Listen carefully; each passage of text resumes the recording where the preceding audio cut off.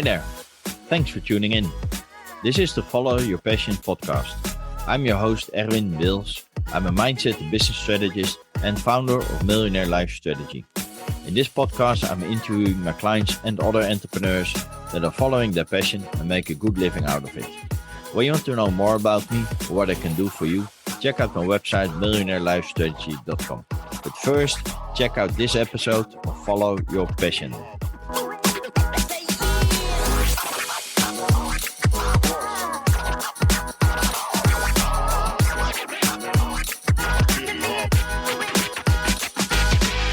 Hi everybody, welcome to a new episode of Follow Your Passion. Let me introduce my guest of today. Her name is Vanessa Ringel. Vanessa started her career in marketing, and when she was the head matchmaker at 3 Day Rule Incorporated, she was infused with a deep understanding of dating and relationships. After overseeing hundreds of client matches and single events, she realized it's really an inside-out job.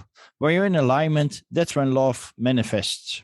And that led to the start of Gravitas in June 2016. So currently she's celebrating her 6 years in business.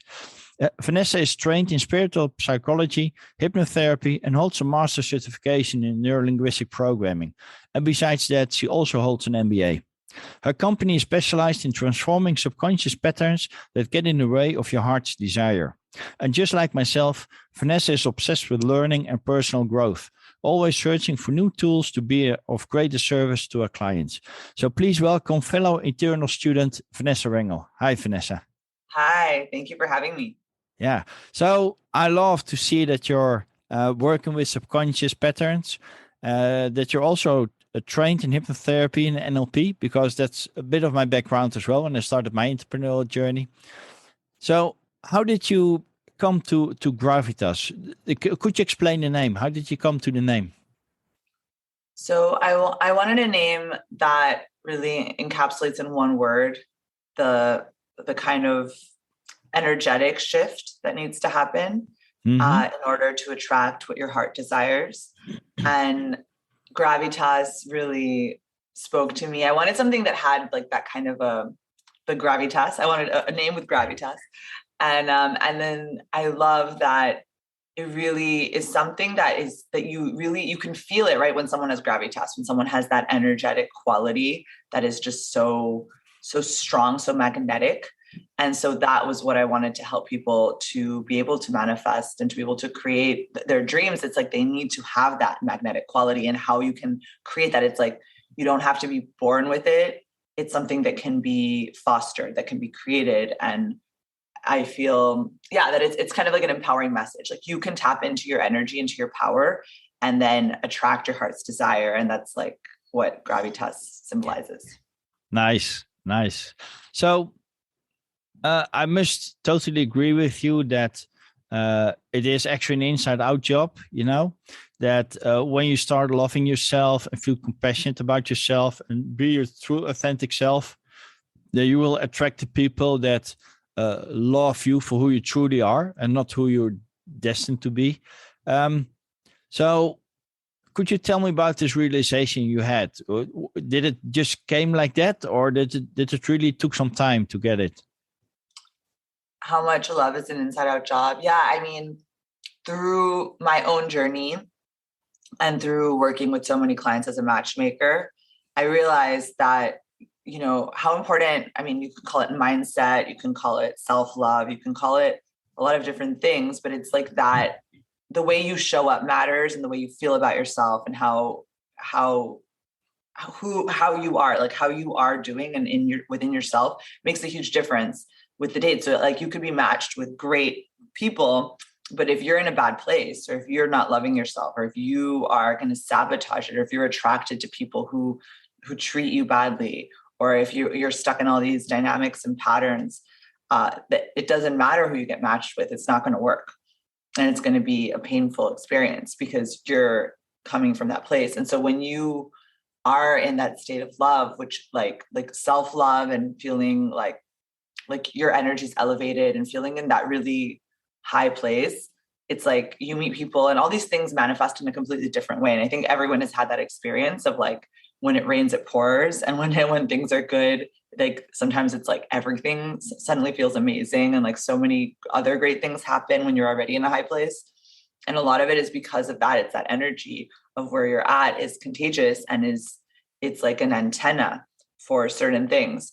And so with my clients, like as a matchmaker, I would just see the patterns and how like I felt so helpless in because no matter who I matched them with, like they were not paying me to coach them, they were paying me to match them. And so I could see that, like, let's say a woman who loved, she kept going for the men who were clearly not into her, clearly unavailable, or like there was a man who just kept like going for these.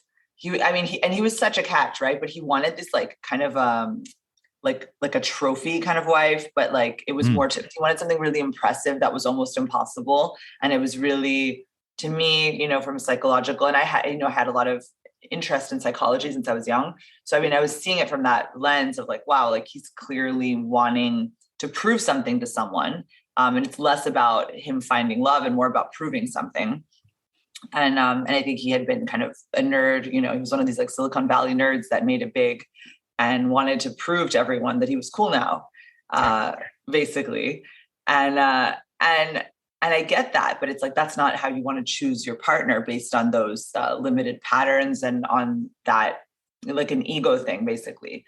And so I saw that. And then with myself too, like myself, I kept being attracted to things that were into relationships that were very much patterns from my childhood. And then I realized like, why, I'm meeting so many men, I'm dating, like I had no problem meeting men or dating, but like it would just blow up every time. And because I kept picking people where it was like recreating the same dynamics from childhood. So then I realized, like, wow, I need to change what I'm attracted to, what I'm being drawn to, and the energy I'm bringing to it. And then when I did that, I manifested my husband really quickly. Like I call it manifested, but basically met my husband, attracted him really quickly. And it was like a very different kind of relationship, like way less drama and like just totally different. And then I realized like, oh yeah, like you can change it so quickly when you change. And that's really the fastest, best way. And it's a much better investment, in my opinion, than like anything else, is investing in yourself. Yeah, definitely. And I have an advanced sales masterclass, and I always use this metaphor in it as a single woman who is about end 20, early 30s. She's still single, and she desperately wants a man because her friends already have a relationship, or maybe even started a family. And she wants it for herself as well, because once she got this Prince Charming, her life is complete. She can enjoy life, share things, stuff like that. But as long as she's desperate looking for this Prince Charming, who is she attracting? People that are in the market for a desperate woman, right? And that's the kind of person that always comes home with the wrong man. And everybody I tell this to, they can pinpoint some friends in their neighborhood. Yeah, I know exactly who you mean. She was that, or he was just like that. While if that single woman is just enjoying herself, being a true authentic self, enjoy life, do the things she loves to do, she will attract totally different men. And Prince Charming will be one of them, because he will be attracted to her for who she truly is. And I think that's the key message that you're sharing as well, is that when you're just being yourself and love yourself and be compassionate for yourself, people will be attracted to the true authentic self, and not for the person you think you need to be in order to attract somebody. Yes, absolutely. I completely agree with that. I think that is so important. Like to be your authentic self, like that's how you attract people that are right for you. And, instead of trying to be all the things. And I think we get caught up in like what we think people want and what society wants. And so then, you want to be liked by everyone. And by doing that, you don't show your true self. And so the person who would really like you is not even going to see you. They're not going to it's not going to register for that. So I think absolutely yes. And I also think that there isn't really a Prince Charming. So I don't believe in Prince Charming. And I also don't think that, that like that just, well, also just living your best life, like living your best life is great. And just, you know, and I think that is important, but I think it's also important because I also see people on the other side of it who are just living their best life. And they're like, when the right person comes, like, it'll just like the universe will bring it to me and it'll just work out. And I don't believe in that either. I do think you need to, like, if you want something, you need to put effort and energy towards that. So, so yes, living your best life, but also putting the energy and effort towards the thing you want, because otherwise, I mean, you wouldn't treat anything else that way, right? Like with the job, you wouldn't be like, oh, I'm just going to like live my best life and the right job will show up. Like most people will go and apply to jobs and they'll make an effort towards it and they'll put energy towards it. And I think it's like, you do need to put energy towards your love life, your relationships, if you want that. And I think that that's another kind of like a misconception I feel in society, especially for women, that like women should not make any, like that the man will find you and pursue you. But like most men that I found, like a lot of, well, there's studies on this, like a lot of the best, like the kind of guys that want to settle down and want marriage and that are more kind of sensitive, and they can be more introverted too. And they're not always the guys who are going to come up to you and hit on you and be so aggressive. Yeah. So I think it's like, it's both. Yes, you want to live your best life. Maybe there isn't a Prince Charming, but there is your Prince Charming. There's like the person who's right for you, right? Who's not going to be Prince Charming. Exactly. Or your soulmate, your person. And I think that he'll find you when you're being really authentic, but you're also like out there and you're putting yourself out there. Oh, definitely. You know, it's the same in business as well and in relationships as well. You don't want to be the world's best kept secret. You need to be out there. You need to be visible. Otherwise, people won't find you. Yeah. You don't want to be the world's best kept secret. I like that. Yeah, definitely. So tell me about Gravitas, because you help people to transform subconscious patterns that get in the way of your heart's desire. Is that all based on love and relationships, or is it more than that? Is also in business or whatever passion they have? Or yeah. That's a great question. I mean, online I niched for love. Like I kind of cater more to women and love and relationships online, but offline and really even like somehow I've attracted people, like all kinds of people. Really, like I can help.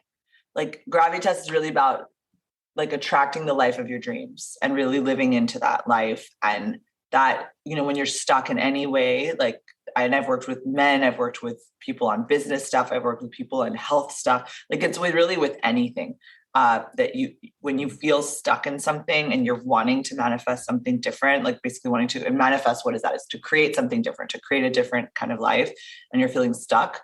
Like that is what my specialty is in unblocking that and helping you to live into the life that you want. And I work with anyone on anything. I've worked on even alcoholism. I've worked on like all kinds of things, like addictions, like people who are in relationships that are unsatisfied in their relationships, like couples that are struggling or feeling stuck. I've worked with like all kinds of, like basically it works for anything really. It's just more that like for online, I was told I had to niche, right? Like from yeah. And I actually feel very like sometimes, and this is like on the business side of it, I feel a little like, what's the word when you're kind of like put in a little box because I had to niche for this. And I actually am thinking to probably open it up because I like working with everyone on everything. And I don't, and while I have worked with a lot of women on love and on relationships and manifesting a partner and all that, and that's my course is Manifest Your Soulmate, and it is catered to women manifesting a partner. And it's because I've had a lot of, like, I've manifested for some reason, a lot of women have sought me out for that. Right. But that's not, it really works for anything. And I've had people take the course to change their results in their career. And I've had men take the course. Like I've had, different people, because like I said, it's a framework. It's a framework that can be applied to anything in your life. And so that you can change the results that you're getting. And that same framework I've used for everything. I used to manifest my house, my husband, my baby, my weight. Like I lost 30 pounds in my 30s. I used it for pain that I had in my body, like stagnant pain. Like I manifested like a healthier body. I manifested, I'm trying to think what else I've used it for. I've used it for so many things. Like the framework basically works for anything. Yeah. Nice. And I totally get where you're getting, where you're coming from, because when I started my entrepreneurial journey 7 years ago, I started out as a hypnotherapist. And as a hypnotherapist and the training you got, you got all the tools and skills to help everybody. Yeah. But if you want to help everybody, you're actually helping nobody, because you're not giving the people a reason to come to you. Yeah. So when you're starting out, it's better to have a niche so that you give people a reason to come to you.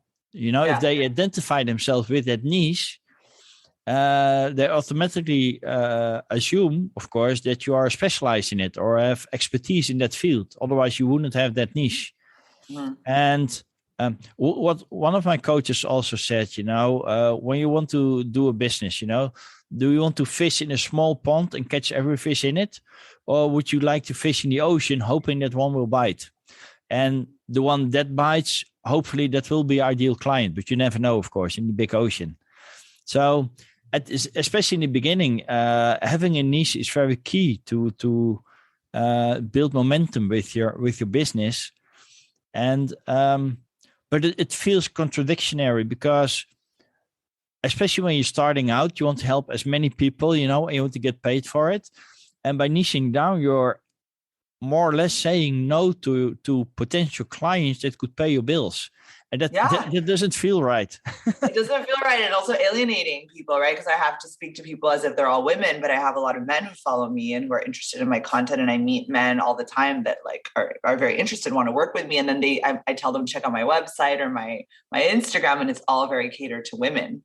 And at first it was even all pink. It was like all pink, and it was just like very, very feminine.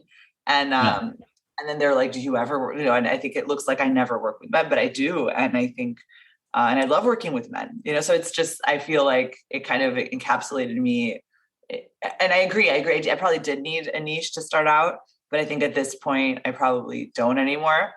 And I think sometimes it can serve you to have a niche for a while. And then at some point it doesn't, and it was fine for a while, but now I feel like it doesn't resonate anymore to just focus on that, because there's just so many things that I want to help people with that are not that I feel very passionate about. Yeah. Like right now, I'm very passionate about abundance, for example, like helping people tap into more abundant mindset and to manifesting more money. And like, I'm at that place in my journey where I'm working on that. So I think it's also like when you're working on certain things, like that's the thing that's most exciting. And when I was manifesting my partner, my soulmate and love and all of that, like that was what I was most interested in. And so I think I ended up attracting a lot of people that were into that. And then it's like, you can teach people once you overcome a certain hurdle or a certain thing, you can teach them how to get there. And then, and that's really fun for a while, but then at some point you kind of like move on to other things. And I'm at the point where there's just so many things that I want to help people with and that I want to put out in the world. And there's so many opportunities for spiritual growth and a need for this right now in many areas that definitely. I want to be able to expand and support people in all of those areas. Yeah. And it's logical, because you're now 6 years in business. So you're evolving, you're growing, you're leveling up your business. So it's only logical that you're expanding your business. You're expanding your niche. My first true niche was helping technical entrepreneurs to empowering them to boost the business in themselves. And last year I decided to add women or actually female entrepreneurs to my niche as well, because the challenges they're facing, they're more similar than you might think. And my coaching program works for both parties, and it works for it works for more parties as well. Men that are not technical but want to empower themselves as well are more than welcome to join me in my program. Yeah. But I love that. Have you found that there's more similarity when you get, like, after you've met with a certain amount of people, like you start as a hypnotherapist and everything, you must see that, like, people probably think all their problems are so unique, but as you do it and when you go really deep with it, you feel like all the problems are really similar. Oh yeah, definitely. Yeah. And they just manifest in different styles. Yeah. But when you dive deep indeed, you see the same things. It's most of my clients, they're introvert, so they don't like to boost themselves, so to speak, to speak out for themselves. Maybe it's a bit insecurity they have, or they feel that others are much farther than they are in their journey. But everybody is unique and have their own special gifts and talents, and they should cherish that and don't compare themselves with others. They should believe in themselves and feel the strength within them, and that they have added value, that they can make a positive impact to the world. And the moment they get it, that's when they're leveling up the business. Yeah, definitely. Yeah. I think it's so interesting because I think we all, tend to think that we're so alone in our problems and that our problems are very unique and no one's going to understand us. And I think that's the ego, but really it's collective and the wounds are collective. And when, like with the course that I created, I think for a lot of people, they might think like manifesting love or changing their relationship patterns is something that they need a one-on-one person to talk to because it's so specific or so personal. But actually, I found that it's the same thing over and over again. Like as I talked, and at this point, I've worked with hundreds of people, including like being a matchmaker and I've just seen that like when you go deep enough, it's always about the same things. So the framework really does work for everyone. And at this point, I require it. If anybody wants to work with me one-on-one, I've had a few people reach out where they want to work with me one-on-one, and I'm not really taking new clients, but if I was to take any new client, the prerequisite would be to do the course so that because then they have like a baseline and a sense of the framework, and they have a sense of how things work and how the mind works and all of that. And then once they have that understanding and that knowledge, and they can see things through that filter, then we can go exponentially deeper if we work one-on-one. And not to say that there isn't value in one-on-one, because there's accountability. Like that, obviously the accountability piece of it, you can't get from a course. No, definitely not.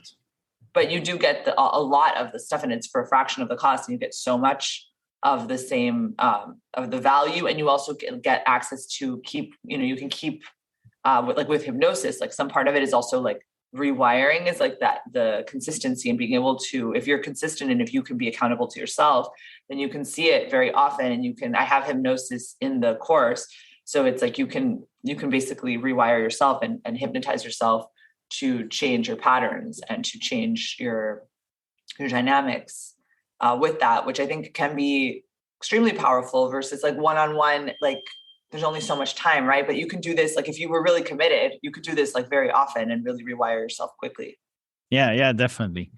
And it's wonderful. One of the mind shifts that I made myself was I saw a lot of successful people online, coaches, therapists, so-called gurus. And at first I thought, I will never achieve that. That's not for me. Until I made this huge mindset, for me at least, that I just started thinking, if they can do it, why shouldn't I be able to achieve that, right? They're not so different than I am. They're not smarter than I am, or I just have to look at how they're doing it and see how I can apply it in my own life. And that's just a major shift, and it might be something small for somebody, but it can have a huge impact for the other person. Yes. And I know it did for me. So.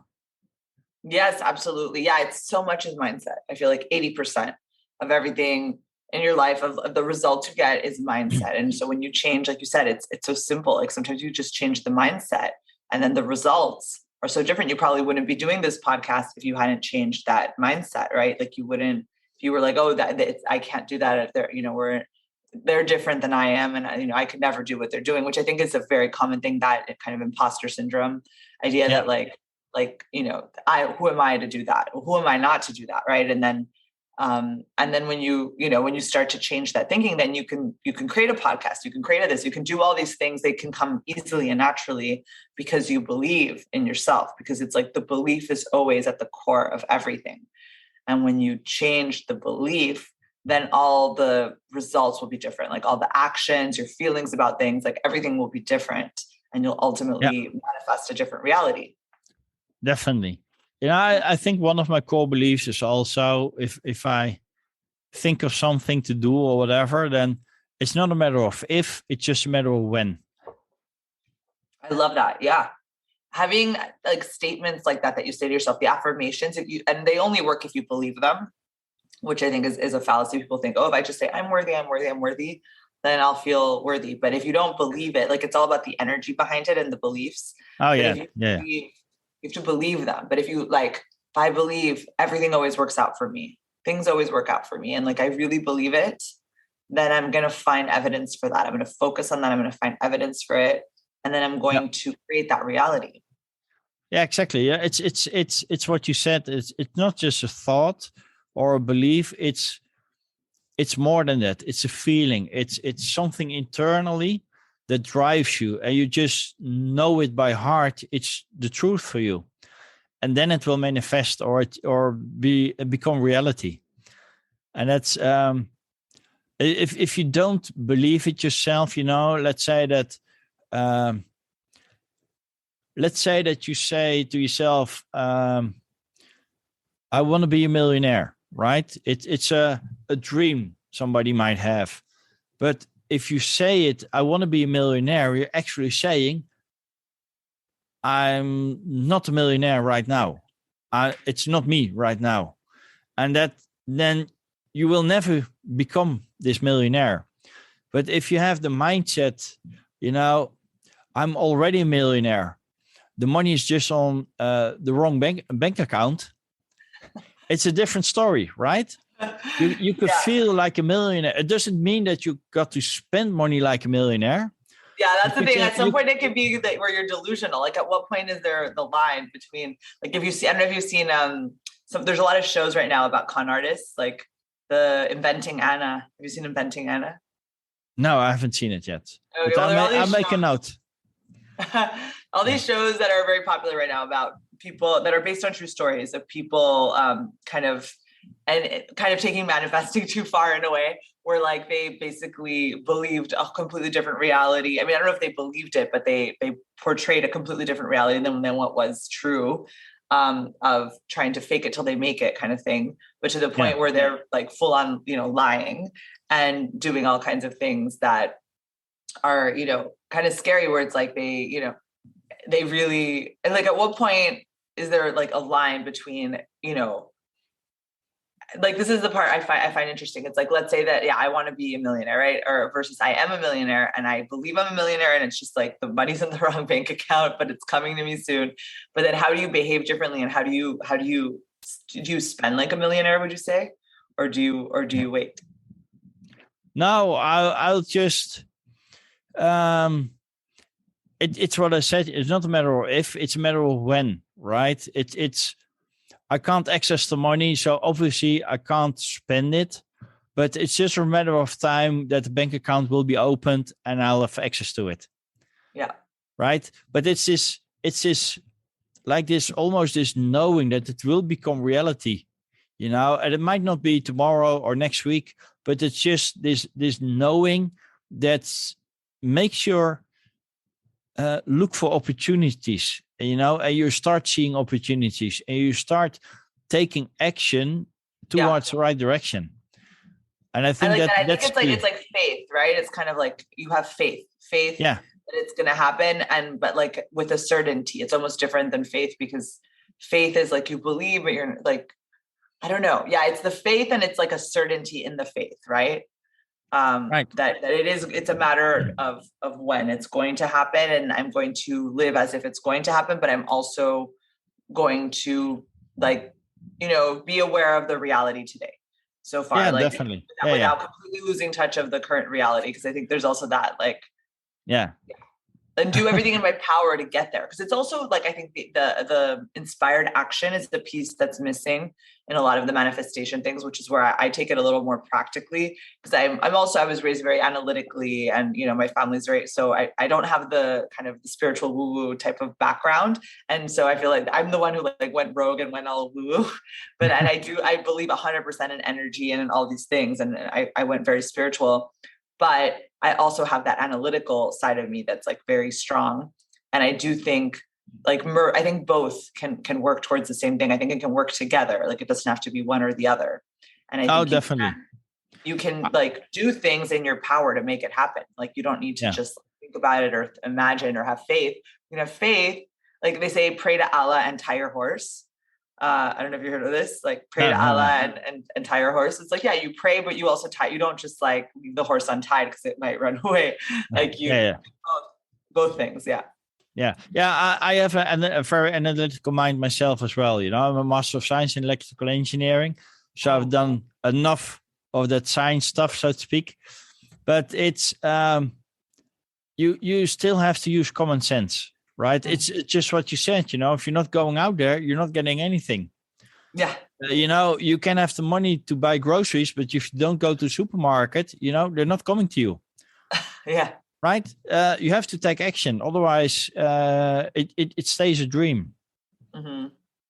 Yeah. It's like you need to do everything in your power to make it happen. And then the universe will conspire with you to make it happen. It's like at that point. But if you're like, if you think about it like a kid, I don't know. Or like if you were a parent, right, and your kid wants something, but they're just sitting there watching TV saying they want it, but like they're not doing anything for it, then you might not feel so compelled to help them. Versus if you see that they're trying really hard, they're doing everything in their power, and then at some point you're like, okay, I'm going to help them get it, because like you can feel how hard they're working for it and how much they care about it. And so I think there's something of that too. Like you want to put everything you possibly can towards the thing you want. Yeah, definitely. You know, it's also. They have to become self-sufficient, you know, they should be able to do things themselves, you know, and I've got 2 boys, and sometimes when we're a very small thing, you know, and my boys are used to it. When we're eating and somebody says me, could you hand me the sauce? And I look at the sauce and I say, yes, I could do that. And could you please give me the sauce? Sure. And then I'll give it to them. But I love that. That's such a good idea. I'm going to do that with my kid. Every time I'm like, why? I'm like, what's the magic word? But you're right. Just be like, yes, I could do that. Yeah.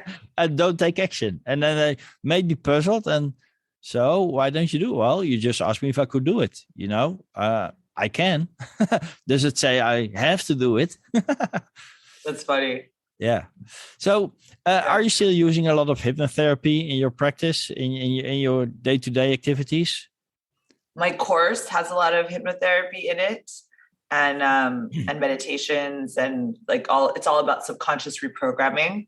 Yeah. And I only see a couple one-on-one clients. So I'm not seeing that many one-on-one clients at this point, because I'm more focused on the course and other things. I'm developing a group program as well, which I'll launch soon. And in that, I will use some hypnosis as well. Because I think it's hypnosis when it's directed is super powerful. I think hypnotherapists or hypnosis it's not in my opinion, it's like a means to an end. So it's like when you have someone who knows, like is doing all the deeper work of getting clear on what you want and the blocks and everything, and then you use hypnosis, it just makes it that much more powerful.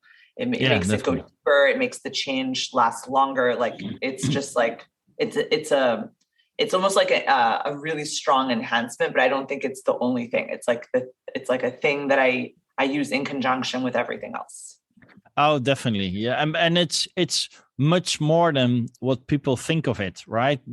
A lot of people associate hypnosis with stage hypnosis, which is a very small niche. Exactly. You know, it's a very small niche within the whole hypnotherapy world. But it's the guided meditations, it's the visualizations, you know, it's the conversational hypnosis. There's so many sides about hypnosis. I might even say that when I'm working with clients, I might even use it subconsciously.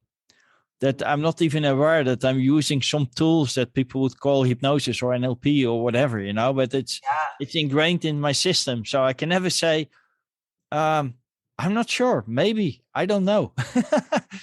There's things about, you know, I'm not sure if you're familiar with mind-bending language or things like that. It's so wonderful, you know, and it's also part of hypnosis. And it's hard not to use it, so to speak. It's what you said, it's a tool, it's a talent, it's a gift, it's a skill we can use to help our clients make fast transformations. Definitely. Yeah. And I think people think I come across, I'm sure you too, people who think they can't be hypnotized, like, oh, I don't think I could be hypnotized, or, or whatever. And basically everyone has been hypnotized, because it's just a state of being between awake and asleep. We all go through hypnosis every morning when we wake up, and, at night when we go to bed, and when you're driving and you miss like an exit on the freeway because you've been so zoned out on something, you were in a state of hypnosis. It's just that your critical mind shut down.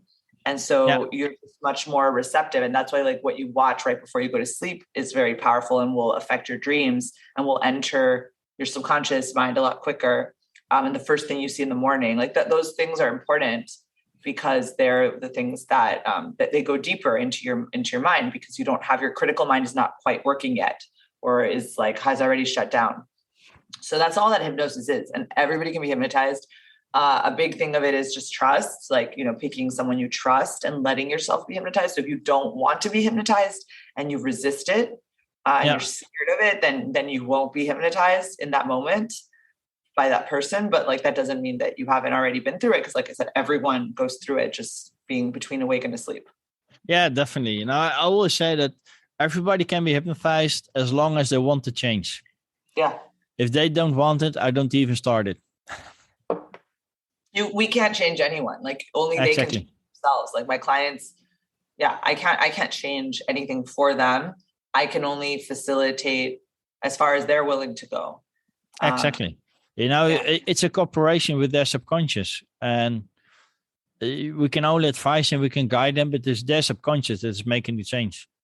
Yeah, it's so fascinating. I could talk about all this stuff forever. Unfortunately, or fortunately, I have to pick up my son from summer school, and I have to leave in like a couple of minutes. But I have loved talking to you. I feel like I could, like, this kind of thing I'm very passionate about it. I think we need more people in this industry, even though you could say there's like so many coaches. I feel like there's such a need for coaching, for great coaches. I think it's rare to find great coaches. While there might be a ton of coaches, like, to find a really great coach who's really well trained, who really can get to the bottom of things and shift things for you, or like not shift things for you, but shift things with you, right? And really change the results that you're getting on a deep level is, I think, rare. Like there's still a lot of need for that, for people who are trained in subconscious reprogramming. I can only second that, Vanessa. And I also feel we could talk for hours on this. I just have 3 questions left for you. First question, is there any story of a client that comes to mind that had great success working with you that you could share in the podcast? Yes. I mean, I have a bunch. I've had a few manifest their soulmates, like quite a few. I would say maybe at this point, I don't know, maybe I don't want to say an exact number, but it's somewhere like in the last few years, I've had maybe like, I don't know, I should count this, like around 10, nice. Which is a lot considering like the amount of people that I've been able to, because I don't take on like a ton of clients. So it's, like I had one client where on her second session with me, so she was in her late 30s and she had struggled with dating and met all like guys who just were like very disrespectful to her and did not want to commit. And she had that kind of tendency of attracting that. And then on the second session, we did a very powerful rewiring technique with timeline therapy. And we basically changed the belief she had around this, and that had come from childhood, from her parents' divorce, from things like that. And then like right after that, met her soulmate, and she's now married to, has a baby, is really happy. Completely different level of relationship, treated her like a queen from the beginning. And she attributes it. She's one of my testimonials. I have a bunch of testimonials on my website, begravitas.com/praise. And nice. And there you can see like, a bunch of videos of different stories, testimonials from the clients themselves. I think there's no better way to hear it than from the clients themselves, right? That versus me. Definitely. Yeah. So if you could share a little tip or a little piece of wisdom with the audience to inspire them as well, what would that be? I would say, I mean, my motto, like, love is an inside out job, like focus on, like invest in yourself, invest in what you care about. If it's important for you to find love or to change these patterns, if you care about it, if it's a priority, then show the universe by doing everything in your power to make that happen. So, and that means like, invest in a coach, invest in a course, invest in, like, take the time and the energy to change the results that you're getting. Because, I mean, I think I see so many people who say that it's important or that they want it, but then they don't invest in it. And it's like, well, if you're not willing to put energy, money, anything, whatever you call it, because really money is a type of energy, right? But if you're not willing to invest in yourself and invest in it, then how do you expect someone else to? And how do you expect to change that if you're not making it a priority? So I would say that. Perfect. Great advice, Vanessa. So you already gave a little hint, but if people want to know more about you or get in touch with you, how can they do that? So my website is begravitas.com. BE. It's like being in the Gravitas. So BE Gravitas, GRAVITAS.com. And maybe, I don't know if you will post that as well, but begravitas.com. And then, and my Instagram is at begravitas. We post a lot of things there, and we have giveaways, and we have like all kinds of, and it's all about like supporting the community.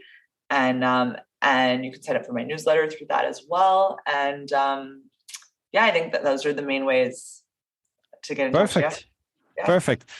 Vanessa, I would love to hear from anyone, whoever this resonated with, or if you have any questions, like, feel free to contact me anytime. Perfect. Vanessa, I really loved our conversation, and I'm sure we could do this for hours, but you have to catch your son, so I'll let you go. So thanks again for being my guest, Vanessa, and let's keep in touch. Thank you so much for having me, and likewise, it was I loved being here, and thank you. I hope you liked this episode. Make sure to check out the other episodes, because each one is filled with interesting and inspiring stories and energy. Are you following your passion as well and make a good living out of it? Contact me and you could be my next guest. Would you like to follow your passion but are not there yet? Check out my website millionaireLifeStrategy.com and book an appointment to discover what I could do for you. Don't forget to share the podcast with your friends so that they get inspired as well.